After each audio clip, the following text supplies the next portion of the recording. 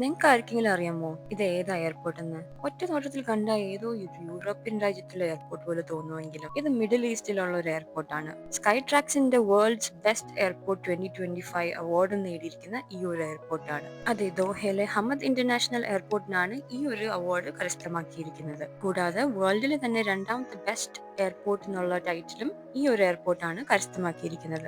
അതിൽ വ്യത്യസ്തമായിട്ട് ഈ ഒരു എയർപോർട്ട് ചെയ്തിരിക്കുന്നത് എന്ന് വെച്ചാൽ ഇവരൊരു ലൈവ് ഇൻഡോർ പാർക്ക് തന്നെയാണ് ഇതിന്റെ ഉള്ളിൽ സെറ്റ് ചെയ്തിരിക്കുന്നത്. 25,000 അധികം പ്ലാന്റ്സും ഷ്രബ്സും കൂടാതെ 300-ലധികം ട്രീസ് ആണ് ഇവർ സെറ്റ് ചെയ്തിരിക്കുന്നത്.